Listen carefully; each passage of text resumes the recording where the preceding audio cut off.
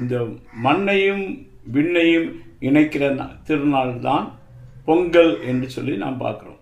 ஆனால் உண்மையிலேயே சத்தியத்தின்படியே இங்கே பரலோகத்தையும் விண்ணையும் மண்ணையும் இணைத்தது யார் என்று சொன்னால் இயேசு கிறிஸ்து அவர் இணைத்தார்.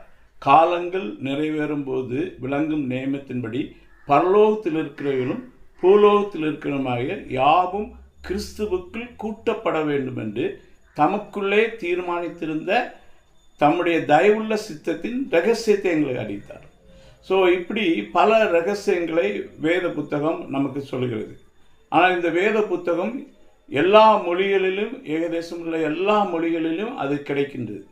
தேவன் இதை மனிதருக்கு ஈவாய் கொடுத்திருக்கிறார். பரிசுத்த வேதாகமும் உலகத்தில் உள்ள பெரும்பாலான மொழிகளிலே மொழிபெயர்க்கப்பட்டுள்ளது.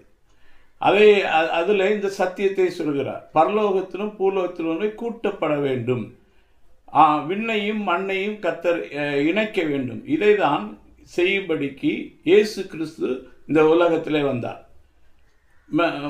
தேவனை வேதம் என்ன சொல்கிறது என்றால், மல்கியா புஸ்தகத்தில் நம்ம 4வது அதிகாரம் போய் பார்த்தோம்னா அங்கே அவரை நீதியின் சூரியன் என்று சொல்லப்பட்டிருக்கிறதை நம்ம பார்க்க முடியும்.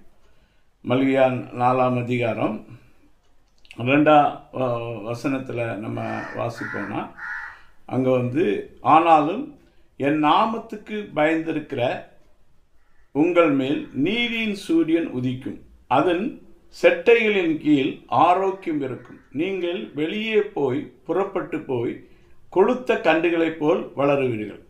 சூரியனுக்கு அந்த வெப்பம் அது பயங்கர பிரகாசமானது. சூரியனை நடுப்பகலில் போய் நம்ம வெறும் கண்ணால் நம்ம பார்க்கவே முடியாது. அப்படிப்பட்ட சூரியனையும் மண்ணையும் மனிதனையும் இணைக்க முடியுமா?